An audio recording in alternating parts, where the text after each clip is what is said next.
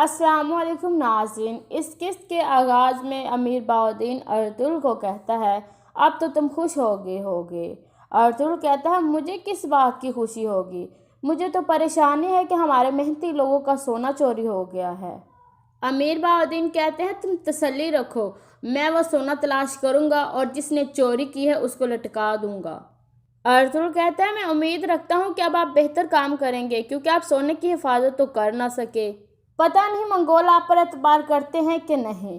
बहाउद्दीन कहता है, क्यों नहीं करेंगे वो एतबार, मेरी वजह से ही वो एनागोल को तबाह नहीं कर पा रहे हैं।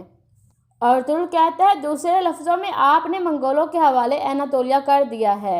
इतने में बिबोरक बोल पड़ता है और कहता है, अर्तुगरुल साहब, हमें इस मसले को हल करना चाहिए, आपस में लड़ाई नहीं करनी चाहिए। बहाउद्दीन बहादुर को कहता है, तुम फ़ौरन कोनिया जाओ और हमारे बेहतरीन सिपाही लेकर आओ।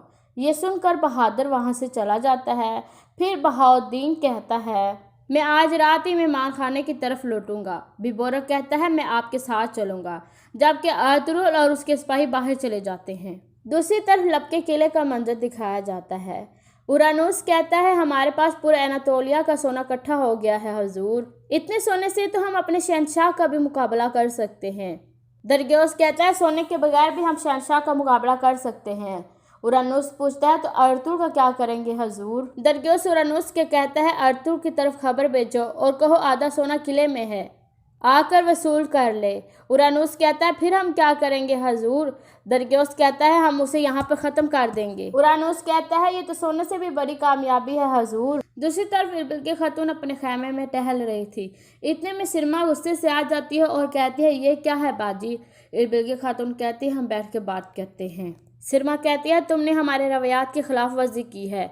इरबिल खातून कहती है, मैं भी नहीं जानती थी सिरमा, मैंने ये पहली मरतबा सुना है। सिरमा कहती है, तुम झूठ बोल रही हो, मैंने तुमसे पहले भी पूछा था कि तुम अर्तुगरुल से प्यार करती हो, लेकिन तुमने मुझे सच नहीं बताया। सराह महर में तुमने अर्तुगरुल को अकेले में बात करके उसे राजी कर लिया है। इरबिल खातून कहती है, सिरमा बहन मेरी बात सुने। सिरमा कहती है, अब से मेरी कोई बहन नहीं है, अब से मुझे बहन मत कहना। इतने में बिबोरक खैमे में दाखिल होता है और कहता है, ये क्या तमाशा बना रखा है तुम दोनों ने। सिरमा कहती है, इरबिल खातून ने गद्दारी की है, आपने मुझे कहा था कि अर्तुगरुल से शादी मेरी होगी, लेकिन इसने उनकी पेशकश कबूल कर ली, अब आप अपना फैसला सुना दें।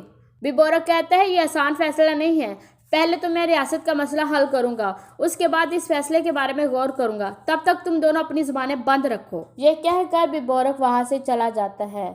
दूसरी तरफ काय कबीले में हकीम हरतुग कहता है, मैं भी आपके फैसले से हैरान हूँ, आप इस शादी से क्या हासिल करने की ख्वाहिश रखते हैं। अर्तुगरुल कहता है, मेरे दिल में हलीमा है, एक औरत हमारे खैमे में दाखिल हो सकती है, लेकिन मेरे दिल में नहीं। ये फैसला मैंने इन सरजमीनों के लिए किया है। सलजान खातून कहती है, तो फिर आपने सिरमा को छोड़कर इरबिल खातून का क्यों नाम लिया। अर्तुगरुल कहता है, मैं इरबिल खातून की शादी अमीर बहाउद्दीन से रोकना चाहता हूँ, क्योंकि ये मंगोलों का मजबूत जरिया है। अगर अमीर बहाउद्दीन इरबिल खातून से शादी कर लेता तो उमर कबीले में मंगोलों की एक बड़ी ताकत मिल जाती, پھر وہ یہاں ہمارا نظام تباہ کر دیتے۔ حکیم ہرتل کہتا ہے انشاءاللہ آپ کا یہ فیصلہ دشمنوں کی چالوں کو تباہ کر دے گا۔ حیمہ خاتون کہتی ہے بیٹا اب تمہارے بیٹے بڑے ہو چکے ہیں، تم ان کو بھی بتاؤ کہ تم البلگی خاتون سے شادی کر رہے ہو۔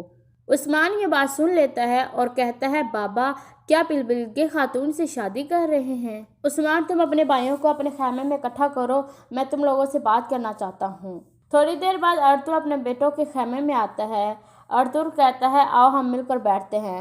پھر سب ایک جگہ مل کر بیٹھ جاتے ہیں۔ گندوز کہتا ہے کیا عثمان ٹھیک کہہ رہا ہے بابا، کیا آپ البلگی خاتون سے شادی کر رہے ہیں؟ ارطغرل کہتا ہے ہاں بیٹا یہ سچ ہے۔ گندوز کہتا ہے ساوچی اور عثمان نے ہماری والدہ کو نہیں دیکھا بابا، لیکن میں نے انہیں بہت اچھی طرح سے دیکھا ہے، اس لیے اس خیمے میں کسی اور عورت کو دیکھنا ہمارے لیے بہت مشکل ہے۔ ارطغرل کہتا ہے میں تم لوگوں کی پریشانی سمجھ سکتا ہوں بیٹا، لیکن تمہیں بھی اس بات کو سمجھنا پڑے گا کیونکہ یہ میں نے اپنے قبیلے اور ہمارے مستقبل کے لیے کیا ہے۔ عثمان پوچھتا ہے پر البلگی خاتون سے شادی کا کیا مقصد ہے؟ ارطغرل ایک نقشہ نکال کر کہتا ہے ہمارے مغرب میں منگول اور مشرق میں سلجوق ریاست ہے، ہم درمیان میں کھڑے ہیں، منگول اور بازنطین ہمارے قریب آتے جا رہے ہیں کیونکہ وہ ہمارے تمام ترک قبیلوں کو اکٹھا نہیں نپٹنا چاہتے، اس لیے وہ ہم سب کو علیحدہ علیحدہ کرنا چاہتے ہیں، اس لیے وہ فتنے پھیلاتے ہیں، ہمیں ان کے فتنے کو روکنا ہوگا اور آپس میں متحد ہونا ہوگا۔ ہم نے اپنی نئی ریاست کے بیج بو دیے ہیں، شاید میں اس نئی ریاست کو نہ دیکھ سکوں لیکن انشاءاللہ تم لوگ اسے ضرور دیکھو گے۔ اس کے بعد صبح ہو جاتی ہے۔ امیر بہاؤالدین اور بیبارک مہمان خانے پہنچ چکے تھے۔ بیبارک کہتا ہے ہمیں کوئی اشارہ مل جاتا تو ہم اس کے پیچھے جاتے۔ امیر بہاؤالدین کہتا ہے مجھے ایک اندازہ ہے۔ بیبارک کہتا ہے کون ہے وہ؟ امیر بہاؤالدین کہتا ہے درگیوس، یہ اسی کا کام ہے، لیکن درگیوس یہ کام نہیں کر سکتا۔ ارطغرل نے درگیوس کو بتایا ہوگا، پھر درگیوس نے یہ سارا سونا لوٹ لیا ہوگا اور اسی معاہدے سے درگیوس نے ارطغرل کو قلعے سے چھوڑا ہے۔ تمہیں کیا لگتا ہے؟ بیبارک کہتا ہے میں اس کی جلد تحقیقات کروں گا۔ اتنے میں ایک منگول کمانڈر سخت غصے میں اندر داخل ہوتا ہے۔ پھر وہ کمانڈر کہتا ہے سونے کے ذمہ دار تم تھے امیر بہاؤالدین، ہلاکو خان ہم سے اناتولیہ کے ٹیسٹ کے بارے میں پوچھے گا تو ہم اسے کیا کہیں گے؟ بہاؤالدین کہتا ہے میں یہاں تحقیقات کرنے آیا ہوں کمانڈر، میں نے اپنا ایک آدمی کونیا بھیج دیا ہے، وہ جلد میرے سپاہی لے آئے گا۔ کمانڈر کہتا ہے مجھے پتہ ہے مجھے کیا کرنا ہے، میں تمہاری لاش کو جلاؤں گا، اس کا سونا بنا کر ہلاکو خان کو بیچ دوں گا۔ دوسری طرف عبد الرحمن کہتا ہے لب کے قلعے سے خبر آئی ہے سردار، انہوں نے قلعے میں بلایا ہے کہ سونا قلعے میں ہے اور انہوں نے قلعے میں آنے کی دعوت دی ہے تاکہ آپ اپنا آدھا حصہ حاصل کر سکیں۔ مرگن کہتا ہے سونا تو خفیہ غار میں ہے حضور، وہ کیا کرنا چاہتے ہیں؟ ارطغرل کہتا ہے وہ قلعے میں میرے لیے جال بچھائیں گے اور مجھے مار دیں گے، تم انہیں بتاؤ کہ ہم قلعے میں آئیں گے عبد الرحمن۔ یہ سن کر عبد الرحمن باہر چلا جاتا ہے۔ دوسری طرف منگول کمانڈر کہتا ہے ہم نے تم سے صندوق مانگا لیکن تم نے ہمیں ٹال دیا، پھر ہم نے تمہیں ٹیکس کی ذمہ داری دی، تم بھی وہ اچھی طرح سے نہ نبھا سکے، تم سے اچھا ہم ایک کتے کو وزیر رکھ لیتے، وہ ہمارے لیے اچھا تھا۔ پھر امیر بہاؤالدین کہتے ہیں میں وعدہ کرتا ہوں میں جلد سونا تلاش کروں گا اور قاتلوں کو آپ کے سامنے پیش کروں گا۔ کمانڈر کہتا ہے ہم نے تمہاری بہت بکواس سنی ہے، اب تمہاری کوئی بکواس سنی نہیں جائے گی۔ پھر کمانڈر اپنے سپاہیوں کو حکم کرتا ہے اسے قلین میں لپیٹ کر گھوڑوں کے نیچے پھینک دو۔ سپاہی اسے لے کر باہر جانے لگتے ہیں تو امیر بہاؤالدین کہتا ہے یہ سب ارطغرل نے کیا ہے۔ یہ سن کر سپاہی کہتا ہے رک جاؤ۔ کمانڈر کہتا ہے ارطغرل اس کام کے پیچھے کیسے ہو سکتا ہے؟ بہاؤالدین کہتا ہے کہ ہمیں یہ شک نہیں ہے کہ صندوق ارطغرل کے پاس ہے، اس نے ہمارے گشت والے سپاہیوں کو بھی مارا تھا، مجھے وقت دو، میں سب کچھ ثبوت اکٹھے کر کے تمہارے سامنے رکھوں گا۔ کمانڈر کہتا ہے تم ہر الزام کے پیچھے ارطغرل کا نام لے رہے ہو، یہ تمہاری نااہلی ہے، تمہارے پاس پورا اختیار تھا، تم ابھی تک ارطغرل سے کیوں نہیں نپٹ سکے؟ بہاؤالدین کہتا ہے ارطغرل سے میں نپٹ لوں گا، یہ صرف میں ہی سنبھال سکتا ہوں۔ پھر کمانڈر کہتا ہے اسے کمرے میں قید کر لو۔ یہ سن کر سپاہی اسے کمرے میں لے جاتے ہیں۔ پھر بیبارک اس کے پیچھے جانے لگتا ہے تو کمانڈر اسے روک لیتا ہے اور کہتا ہے الباسی ہم نے تم سے بات کرنی ہے۔ پھر بیبارک رک جاتا ہے۔ دوسری طرف سلمیٰ خاتون مینگو کو پکڑ لیتی ہے اور کہتی ہے کہ تم نے مجھ سے جھوٹ بولا، میں نے تم سے اور اپنی بہن دونوں سے پوچھا تھا، تم جانتی تھی کہ ارطغرل صاحب اس کا ہاتھ مانگنے والے ہیں۔ مینگو کہتی ہے میں کچھ نہیں جانتی خانم، میں قسم کھاتی ہوں۔ سلمیٰ اس کی گردن پر تلوار رکھ لیتی ہے اور پوچھتی ہے البلگی خاتون کہاں ہے؟ مینگو کہتی ہے وہ سوگت گئی ہے۔ سلمیٰ کہتی ہے میں تم دونوں سے حساب لوں گی، اب میری نظروں سے دفع ہو جاؤ۔ یہ سن کر مینگو وہاں سے چلی جاتی ہے۔ دوسری جانب سوگوت میں البلگی خاتون ارطغرل سے ملتی ہے۔ ارطغرل اسے خوش آمدید کہتا ہے۔ بلکہ خاتون کہتی ہے جب آپ نے میرا ہاتھ مانگا تو ہمارے قبیلے میں بہت ساری باتیں اٹھ رہی ہیں، مجھے ان باتوں کی پرواہ نہیں ہے، لیکن میں آپ سے کچھ پوچھنا چاہتی ہوں۔ ارطغرل صاحب کہتے ہیں بتاؤ کیا بات ہے؟ بلکہ خاتون کہتی ہے آپ نے میرے بھائی سے میرا ہاتھ کیوں مانگا ارطغرل صاحب؟ ارطغرل کہتا ہے آپ کا بھائی اور میں دونوں قبیلوں میں بھائی چارے کو مضبوط بنانا چاہتے ہیں، اس لیے میں نے آپ کا ہاتھ مانگا مناسب سمجھا۔ بلکہ خاتون کہتی ہے کیا ہماری شادی کا مقصد صرف ہمارے قبیلوں کا مفاد ہے؟ کیا آپ کے دل میں میرے لیے کوئی جگہ ہے؟ ارطغرل کہتا ہے دل کا تابع ہونا ضروری نہیں ہے، نہ ہی دل میں کسی کا پیار ڈالنا آسان ہوتا ہے اور نہ ہی مٹانا آسان ہوتا ہے۔ ہماری شادی کی بنیاد دونوں قبیلوں کا اتحاد ہوگی، ہماری شادی صرف اسی مقصد کے لیے ہوگی۔ بلکہ خاتون کہتی ہے اگر میرے بھائی نے انکار کر دیا تو؟ ارطغرل کہتا ہے کہ آپ کا بھائی دونوں قبیلوں کا اتحاد نہیں چاہتا، اگر وہ واقعی اتحاد چاہتا ہے تو وہ مان جائے گا۔ پھر بلکہ خاتون کہتی ہے کہ آپ کے بیٹے مان جائیں گے؟ ارطغرل کہتا ہے یہ وقت ان کے لیے آسان نہیں ہوگا، لیکن آہستہ آہستہ وہ سمجھ جائیں گے۔ کیا آپ انہیں صبر سے برداشت کر لو گے؟ بلکہ خاتون کہتی ہے ہاں میں کر لوں گی، میں اپنے وعدے پر قائم ہوں، امید کرتی ہوں کہ آپ بھی اپنے وعدے پر قائم ہوں گے۔ ارطغرل کہتا ہے جب کوئی انسان وعدہ کرتا ہے یا زبان دیتا ہے وہ اپنی زبان پر پکا رہتا ہے، ہم ہمیشہ اپنے الفاظ پر قائم رہتے ہیں۔ یہ سن کر بلکہ خاتون وہاں سے چلی جاتی ہے۔ بلکہ خاتون باہر آتی ہے تو اس کا سامنا عثمان سے ہوتا ہے۔ بلکہ خاتون کہتی ہے عثمان تمہیں دیکھے کافی عرصہ ہو گیا ہے، کیا آپ ٹھیک ہیں؟ عثمان کہتا ہے ہم بالکل ٹھیک نہیں ہیں، ہم نے اپنے خیموں میں آپ کو دوست بنانے کے لیے اجازت دی تھی اور ہم نے آپ کو عزت دی، لیکن آپ تو ہماری والدہ کی جگہ لینا چاہتی ہیں، میں یہ قبول نہیں کر سکتا۔ بلکہ خاتون کہتی ہے تم مجھ پر بہتان لگا رہے ہو عثمان، یہ رشتہ دونوں قبیلوں کی رضا کے لیے ہوا ہے۔ عثمان کہتا ہے لیکن میری رضا اس میں نہیں ہے، ہمارے قبیلے میں آپ کی کوئی جگہ نہیں ہے، آپ اپنے قبیلے میں ہی رہو۔ بلکہ خاتون اسے بہت سمجھانے کی کوشش کرتی ہے لیکن عثمان نہیں مانتا، یہ کہہ کر عثمان وہاں سے چلا جاتا ہے۔ اندر ارطغرل حلیمہ سلطان کا دوپٹہ لے کر اسے یاد کر رہا تھا اور ارطغرل کہتا ہے میں نے جو بھی کیا ہے وہ اپنے مقصد کو زندہ رکھنے کے لیے کیا ہے حلیمہ۔ دوسری طرف منگول کمانڈر بیبورک سے پوچھتا ہے تمہیں کیا لگتا ہے کہ اس واقعے کے پیچھے ارطغرل ہے؟ بیبورک کہتا ہے یہ امیر بہاؤالدین کا اندازہ ہے، لیکن ہمیں اندازہ نہیں اشاروں کو نظر رکھنا چاہیے، یہ کام بہاؤالدین آسانی سے کر سکتا ہے۔ کمانڈر کہتا ہے اب یہ کام بہاؤالدین نہیں کرے گا بلکہ تم کرو گے، تم نے جو بھی کام کیے ہیں بہت اچھے طریقے سے کیے ہیں، تم نے تمام باغی قبیلوں کو ختم کر دیا اور ان کے اندر ہمارا خوف پیدا کیا، اب تم ارطغرل کا خاتمہ کرو گے۔ بیبورک پوچھتا ہے تو امیر بہاؤالدین کا کیا ہوگا؟ کمانڈر کہتا ہے اس کا وقت گزر چکا ہے، وہ کچھ عرصہ یہاں رہے گا پھر اسے سزا دی جائے گی، تم اپنی ذمہ داری کے بارے میں سوچو۔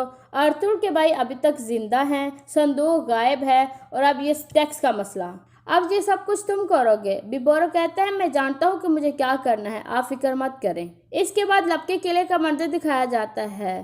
اورانوس درگیوس کو کہتا ہے سب تیاریاں مکمل ہیں حضور، جب ارطغرل اور اس کے سپاہی آئیں گے تو ہم انہیں قتل کر دیں گے، کیا آپ ارطغرل کو کوئی خاص موت دیں گے؟ درگیوس کہتا ہے میرا کوئی ایسا مقصد نہیں ہے، لیکن اسے مارنے سے پہلے میں درگیوس کا چہرہ اسے ضرور دکھاؤں گا جس نے سوگوت کو اس کے لیے جہنم بنا دیا۔ اورانوس کہتا ہے جب اس کو پتہ چلے گا کہ اس کا خاتمہ ایک گھنٹی والے نے کیا ہے تو وہ اسی سے مر جائے گا۔ پھر درگیوس کھڑا ہو جاتا ہے اور کہتا ہے پھر ارطغرل کا قتل، اس کے بعد سوگوت کا خون، اور آخر میں باری شہنشاہ کی ہوگی، اور آخر میں شہنشاہ درگیوس، اور یہاں پر اس قسط کا اختتام ہو جاتا ہے۔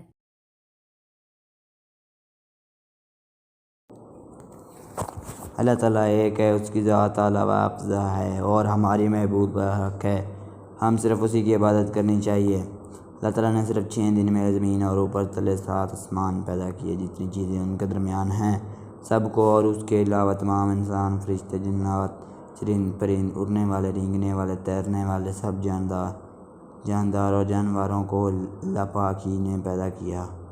اللہ پاک کی برابری کرنے والا کوئی نہیں، اس کی کوئی بیوی نہیں، اس کا کوئی اولاد نہیں، نہ ہی وہ کچھ کھاتا ہے نہ ہی وہ کچھ پیتا ہے، وہیں آسمان سے بارش نازل فرماتا ہے، وہیں اندھیرا کرتا ہے، وہیں سویرا کرتا ہے۔ اللہ پاک کی شان بہت بلند ہے، وہ ہر وقت ہر چیز کو دیکھ رہا ہے، اس کا ٹھکانہ 7 آسمان پر اوپر ہے، وہ ہر وقت ہم میں موجود ہے، وہیں زندگی دیتا ہے، وہیں موت دیتا ہے، اور وہیں قیامت کے دن زندہ کر کے اٹھائے گا۔ ہمارے پیارے نبی صلی اللہ علیہ وسلم صلی اللہ علیہ وسلم۔ اللہ تعالیٰ نے دنیا میں انسانوں کو رہنمائی کے لیے انبیاء و رسول بھیجے اور تاکہ تمام لوگوں تک اللہ تعالیٰ کا پیغام پہنچائیں۔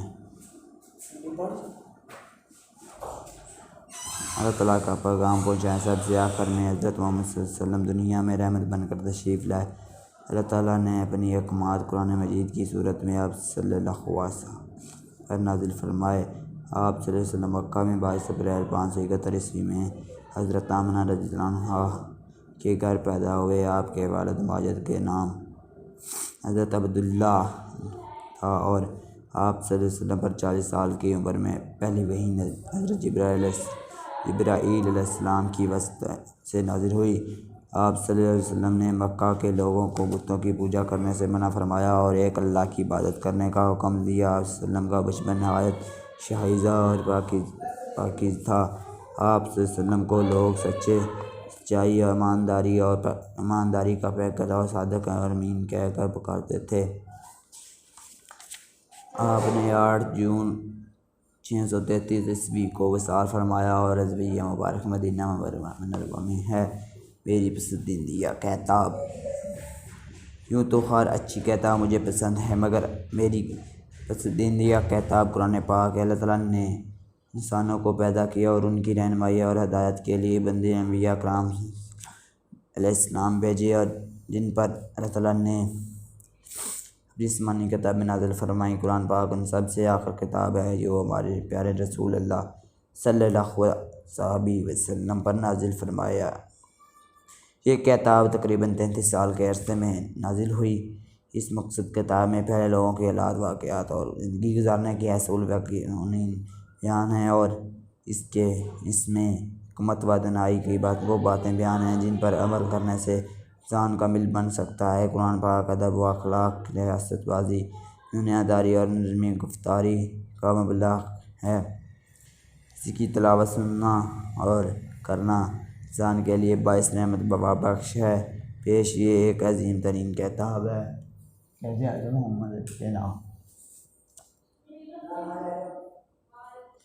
25 دسمبر 1876 عیسوی کو کراچی میں پیدا ہوئے۔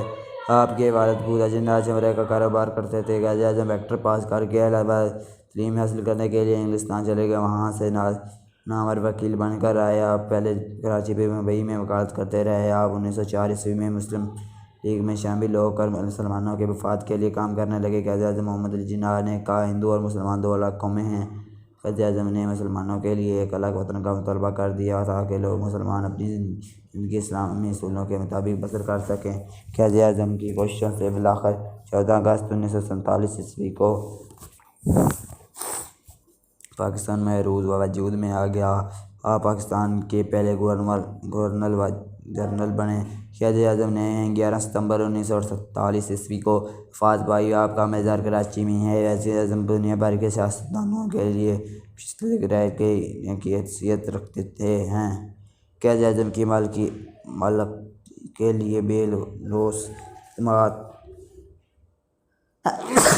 کو تاریخ میں ہمیشہ یاد رکھا جائے گا۔ علامہ محمد اقبال رحمۃ اللہ۔ آپ 9 نومبر 1877 عیسوی کو سیالکوٹ میں پیدا ہوئے۔ آپ کے والد کا نام نور محمد تھا۔ آپ نے ابتدائی تعلیم اپنی سیالکوٹ میں حاصل کی اور ثانوی تعلیم حاصل کرنے کے لیے لاہور چلے گئے۔ آپ ابتدائی تعلیم حاصل کرنے کے لیے انگلستان پھر جرمنی چلے گئے جہاں سے آپ نے وکالت اور PhD کی ڈگریاں حاصل کیں۔ واپسی پر آپ نے وکالت شروع کر دی۔ آپ تاریخ پاکستان کے سرگرم رکن تھے۔ آپ نے سب سے پہلے ایک الگ وطن کی تصویر پیش کی۔ آپ نے شاعری کے ذریعے مسلمانوں کو خواب غفلت سے بیدار کیا۔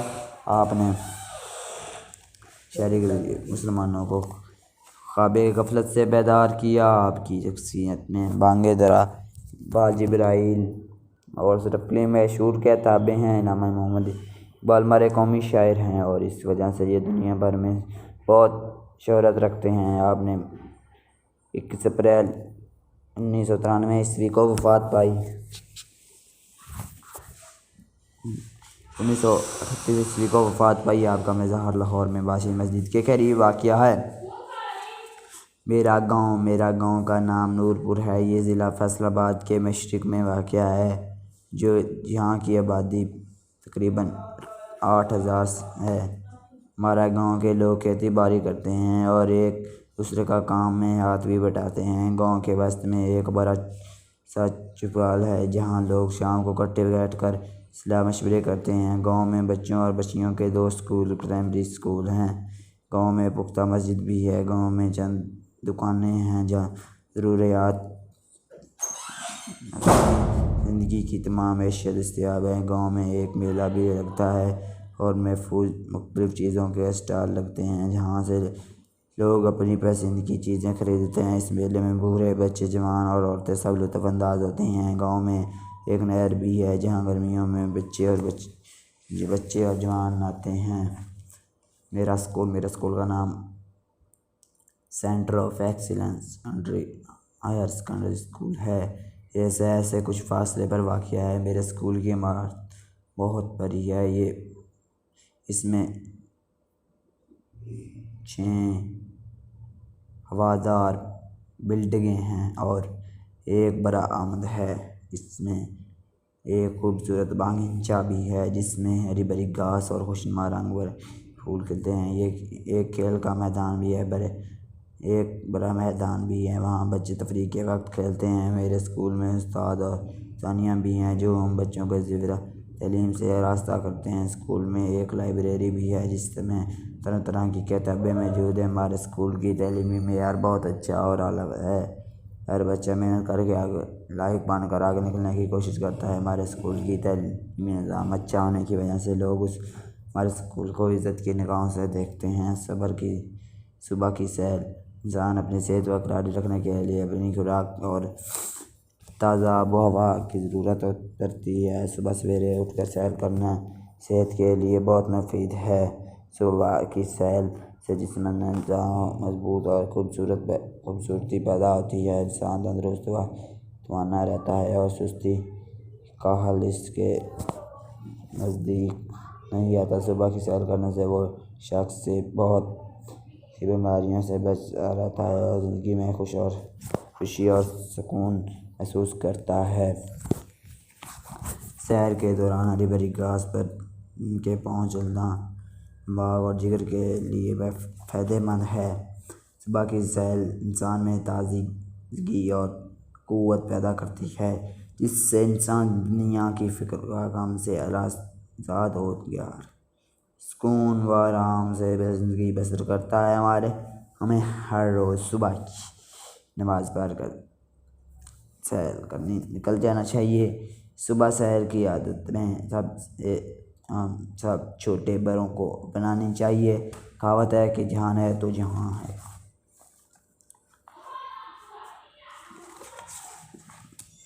علم کے میرا کمپیوٹر موجود بننے میں کمپیوٹر ایک بہت اہم ایجاد ہے، جس سے کام لینے کے بہت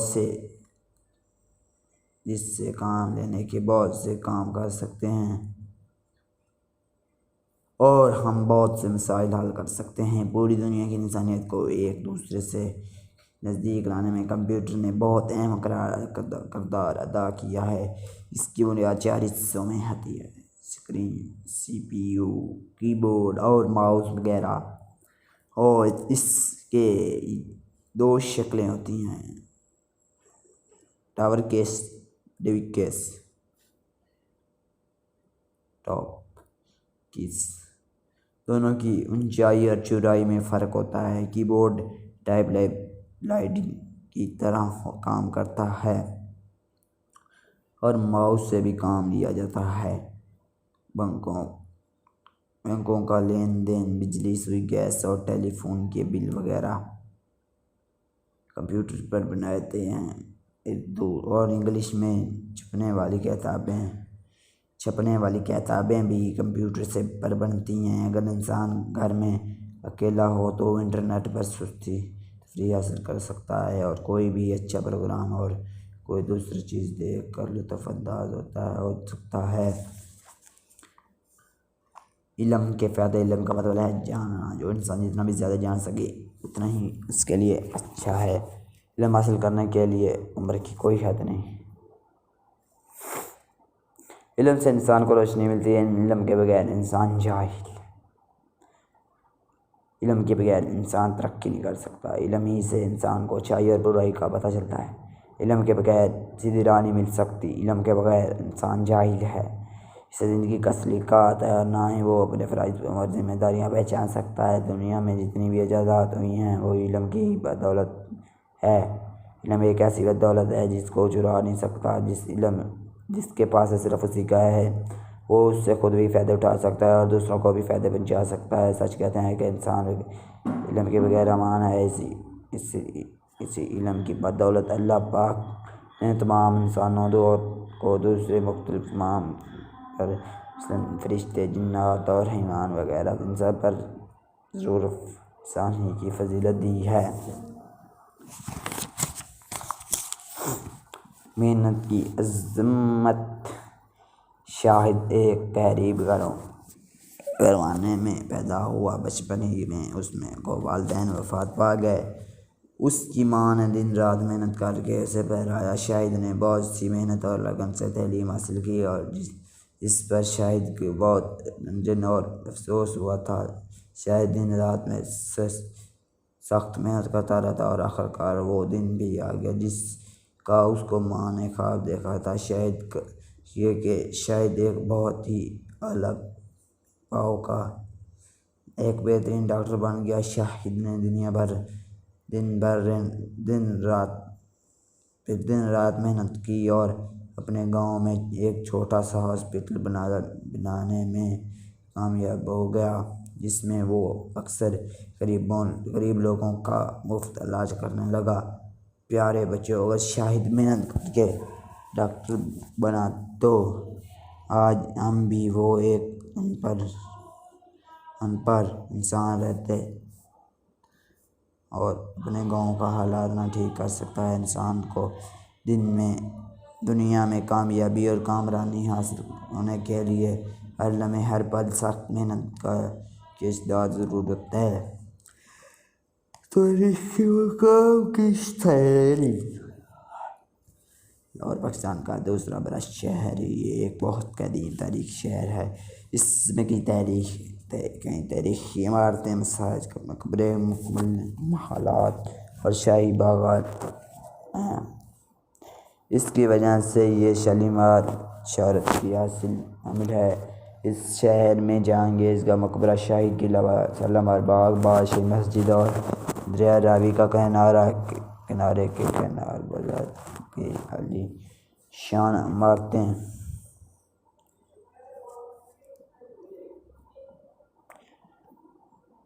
اس شہر میں کئی بزرگوں اور صوفیوں کرام کے مزار بھی واقع ہیں۔ اس میں حضرت داتا گنج بخش اجویری کا، حضرت میاں میر، حضرت محمد حسین اور حضرت شاہ جمال مشہور ہیں۔ ان کے علاوہ شالیمار مشرق علامہ اقبال کا مزار بادشاہی مسجد کے سامنے واقع ہے۔ اس تاریخی عمارت کے علاوہ سرزمین سندھ پر بھی بہت سی تاریخی عمارتیں قدیم تہذیبوں کے آثار ملے ہیں۔ ان میں موہنجو-داڑو اور قلعہ دلاور اور قابل ذخیر ہیں۔ یہاں سے تقریباً 5000 سال پرانی تہذیب کے آثار دریافت ہوئے ہیں۔ میلے کی آنکھ دیکھیں۔ اعلیٰ بزرگان دین اور صوفیان کرام کے مزارات پر ہونے والی عرس کی تقریب میں مذہبی رسومات کے ساتھ تفریح بھرے پروگرام بھی شامل ہوتے ہیں۔ جس میلے کی آنکھ دیکھی جسے میلے کا نام دیا جاتا ہے، ہمارے ملک میں میلے کا عام رواج ہے۔ کوئی قصبہ، شہر یا گاؤں ایسا نہیں جہاں ہر سال کوئی نہ کوئی میلہ نہ لگتا ہو۔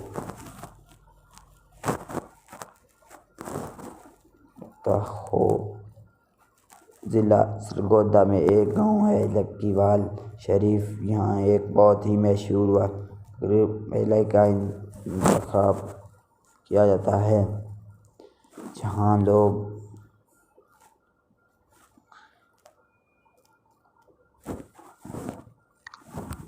میلے کا انتخاب کیا جاتا ہے۔ یہاں ایک مشہور ولی اللہ کا مزار ہے جن کا نام پیر فضل شاہ ہے۔ یہاں ان کی عقیدت مند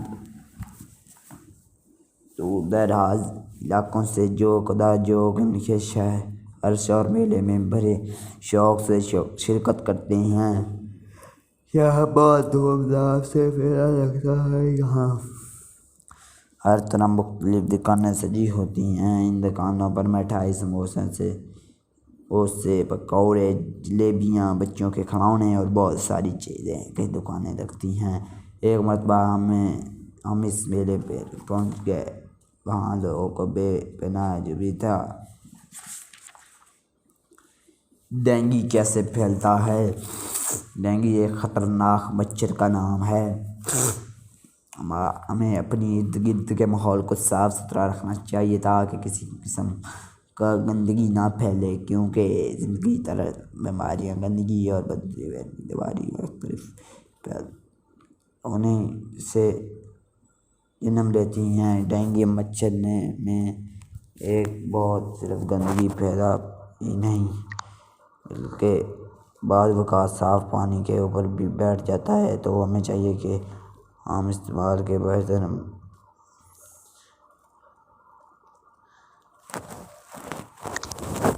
برتنوں کو اچھی طرح ڈھانپ کر رکھیں۔ اگر ہم اپنے گھر میں زیادہ عرصے سفید یا پینٹ کروائیں تو بھی ڈینگی چٹکی پھیلنے کا خدشہ ہے، کیونکہ دیواریں میلی ہونے کی وجہ سے یہ مچھر اپنی مسکن بنا سکتا ہے۔ اگر ہم اپنی گلی محلے میں زیادہ دیر تک سپرے نہ کروائیں تو بھی ڈینگی مچھر کا پھیلنے کا خطرہ رہے گا۔ اپنے گھروں اور اسکولوں میں اور تمام احتیاطی استعمال کرنے چاہیے تاکہ ڈینگی مچھر نہ پیدا ہو سکے۔ صفائی نصف ایمان ہے۔ تندرستی، صفائی اور صحت لازمی ہے۔ واقعی اگر انسان صحت مند ہے تو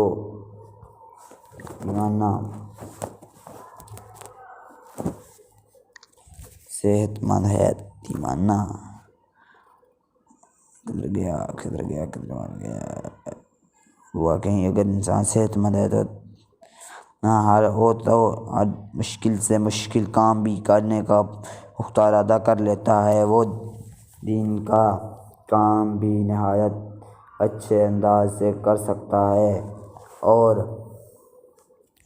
دنیا کے کام بھی حسن طریقے سے سر انجام دے سکتا ہے۔ صحت مند رہنے کے لیے آپ کو مدعو کا استعمال اور جن اشیاء سے آپ کی صحت کو نقصان ہو سکتا ہے ان سے پرہیز کرنا ضروری ہے۔ صحت مند رہنے کے لیے صاف ستھرا اشیاء کا استعمال بہت ضروری ہے۔ حدیث مبارک ہے کہ صفائی نصف ایمان ہے۔ ہمیں اپنے گھروں، گلی اور محلے کے صاف ستھرا رکھنا چاہیے۔ ہمیں اپنی گلیوں بازاروں میں گندگی نہیں پھیلانی چاہیے اور کیڑا کرکٹ وغیرہ اپنے گھروں کے باہر نہیں پھینکنا چاہیے، کیونکہ گندگی اور غلطی سے بعض امراض پھیلنے کا خدشہ ہوتا ہے جن سے ہمیں لوگوں طرح کی بیماریاں میں جیسے خارشہ، معدے اور جگر کے مریض وغیرہ میں مبتلا ہو سکتے ہیں۔ عید الفطر ہر مسلمان لوگ رمضان المبارک میں روزے رکھنے کے بعد فوراً ایک مذہب خوشی کی تہذیب مناتا ہے جسے عید الفطر کہا جاتا ہے۔ یہ مذہب تہذیب تراہت عالمگیر کو منائی جاتی ہے۔ اس دن تمام فرزندین اپنی اسلامی نماز عقیدہ ادا کرنے کے مساجد کی طرف جاتے ہیں، جہاں وہ نماز عید کے بعد اپنی روزوں کی قبولیت اور بخشش کرنے کی دعا کرتے ہیں۔ اس کے علاوہ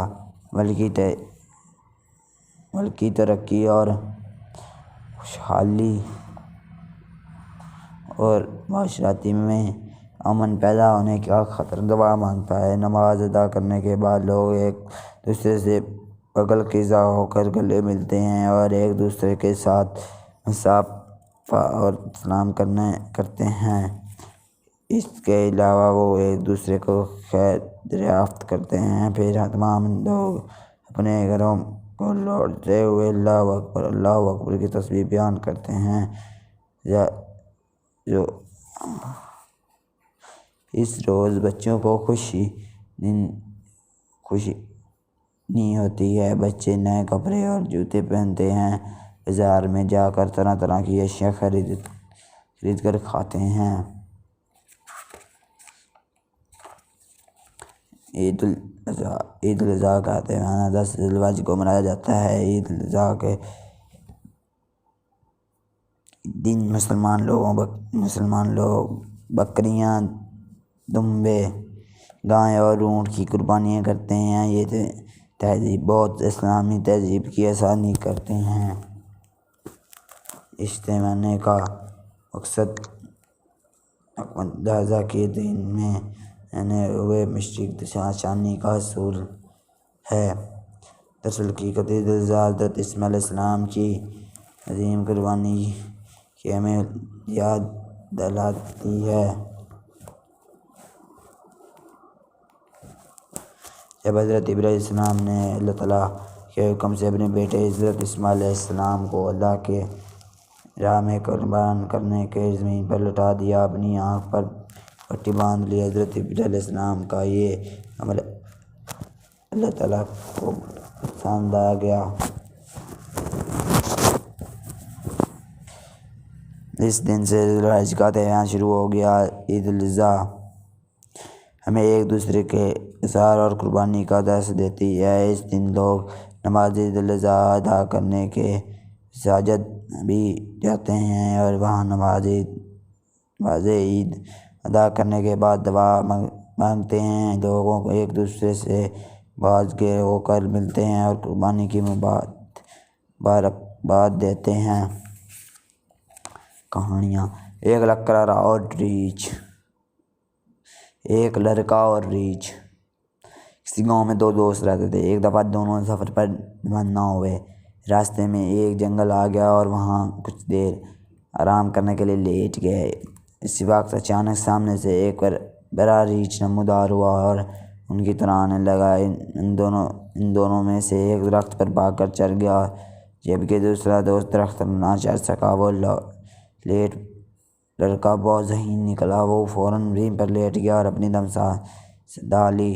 جب ریچھ اس کے قریب آ گیا تو اسے سونگھایا اور وہ اسے مردہ سمجھ کر چلا گیا۔ ریچھ کے جانے کے بعد اس کا دوست پیڑ سے نیچے اتر آیا اور ہنستے ہوئے اس سے پوچھنے لگا کہ اے دوست، ریچھ نے تمہارے کان میں کیا کہا ہے؟ اس نے جواب دیا کہ ریچھ نے میرے کان میں کہا تھا کہ اس دوست پر کبھی یقین مت کرو جو مصیبت میں تمہیں چھوڑ کر چلا جائے۔ نتیجہ دوست وہ جو مصیبت میں کام آئے۔ ایماندار لکڑہارا۔ ایک دفعہ کا ذکر ہے کہ ایک لکڑہارا جنگل سے لکڑیاں کاٹ کر بازار میں بیچا کرتا تھا۔ ایک دن وہ دریا کے کنارے ایک درخت پر کاٹ رہا تھا۔ اچانک اس کا گلہارا دریا میں گر پڑا۔ اپنے گلہارے کے یوں کھو جانے پر وہ بے حد پریشان ہوا اور یہ سوچ کر رونے لگا کہ اب میں گلہاریاں کیسے کاٹوں گا۔ اچانک وہ ایک فرشتہ نمودار ہوا۔ اس نے لکڑہارے سے پوچھا کہ تم کیوں رو رہے ہو؟ لکڑہارے نے جواب دیا، میرا گلہارا پانی میں گر گیا ہے۔ فرشتے نے دریا میں غوطہ لگایا اور سونے کا گلہارا لے کر باہر آ گیا اور کہا یہ لو اپنا گلہارا۔ لکڑہارے نے کہا یہ گلہارا میرا نہیں ہے اور لینے سے انکار کر دیا۔ فرشتے نے دوبارہ دریا میں غوطہ لگایا اور ایک بار چاندی کا گلہارا لے کر نمودار ہوا۔ لکڑہارے نے پھر یہ چاندی کا گلہارا لینے سے انکار کر دیا۔ فرشتے نے تیسری بار غوطہ لگایا۔ اب اس کے ہاتھ میں لوہے کا گلہارا آیا۔ لکڑہارے نے اسے دیکھتے ہی کہا یہ میرا گلہارا ہے۔ فرشتہ لکڑہارے کی ایمانداری پر بہت خوش ہوا اور اس نے وہ تینوں گلہارے اس کی ایمانداری کے انعام کے طور پر دے دیے۔ نتیجہ ایمانداری بہت بہترین حکمت عملی ہے۔ آقا اور غلام۔ ایک غلام اپنے آقا سے بہت تنگ آ کر جنگل کی طرح بھاگ گیا۔ وہ جنگل میں دوڑتا جا رہا تھا کہ اس نے ایک شیر کو دیکھا جو لنگڑاتا ہوا اس کی طرف آ رہا تھا۔ شیر کو غلام شیر کی طرف دیکھ کر بہت ڈر گیا اور کھڑا ہو گیا۔ شیر بھی وہاں اس کے پاس کھڑا ہو گیا اور اس نے اپنا پنجہ اوپر اٹھا لیا۔ غلام سمجھ گیا کہ شیر کے پاؤں میں کانٹا چبھا ہوا ہے، چنانچہ اس نے دوڑتے دوڑتے شیر کے پاؤں سے کانٹا نکال دیا۔ اس کے بعد شیر وہاں سے چلا گیا۔ کچھ دنوں بعد آقا نے اپنے غلام کو پکڑ لیا اور غلام کو سزا کے طور پر ایک بھوکے شیر کے آگے ڈالنے کا حکم دے دیا۔ جب غلام کو شیر کے آگے ڈالا گیا تو شیر نے اس کے سامنے آ کر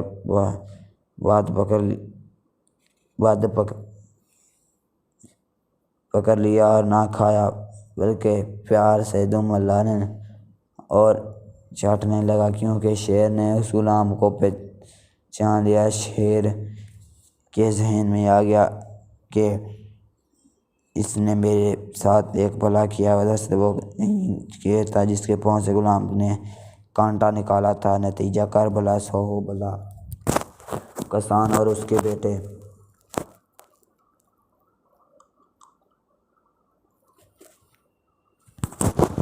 ایک کسان کے 3 بیٹے تھے جو ہر وقت آپس میں لڑتے رہتے تھے اور اپنے باغ کے بارے کرنے پر بھی نہ باز آتے تھے۔ آخرکار ایک دن باپ نے اپنے بیٹوں کو بلایا اور انہیں لکڑیاں کاٹنے پر ایک ایک کر کے توڑنے کا کہا۔ انہوں نے آسانی سے توڑ ڈالی۔ پھر انہیں لکڑیاں ایک ایک گٹھے کو توڑنے سے کہا تو وہ نہ توڑ سکے۔ اس طرح کسان نے مثال دی کہ سمجھایا اور نصیحت کی کہ اگر تم دوسروں سے ناانصافی کرتے رہو گے تو بکھری لکڑیوں کی طرح تمہارا حال ہوگا، اور آپس میں مل کر اتفاق رکھو گے تو گٹھے میں بندھی ہوئی لکڑیوں کی طرح مضبوط ہو جائے گی اور کوئی دشمن تمہیں نقصان نہیں پہنچا سکے گا۔ ایک گڈریا کسی گاؤں میں ایک گڈریا رہتا تھا جو باہر بکریاں چرانے کے لیے اپنی بھیڑ بکریاں چرانے کرتا تھا۔ ایک دن گاؤں والوں سے مذاق کرنے کی شرارت اس کے ذہن میں آئی۔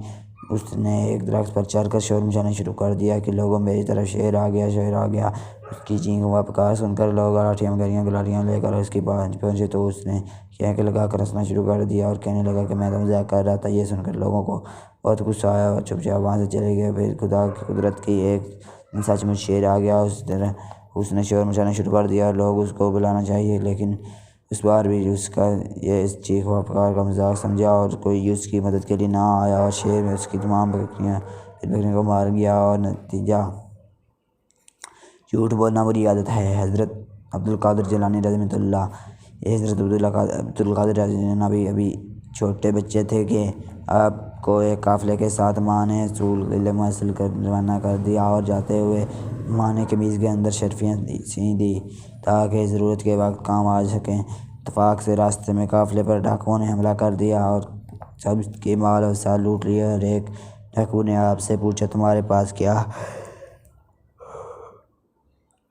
بولے میرے پاس کچھ اشرفیاں ہیں جو میری ماں نے قمیض کے اندر سلی ہوئی ہیں۔ تو یہ ڈاکو پکڑ کر اس کے اپنے سردار کے پاس لے گئے اور کہا یہ بچہ میرے ساتھ مذاق کر رہا ہے۔ جب سردار نے بھی وہی سوال کیا تو اس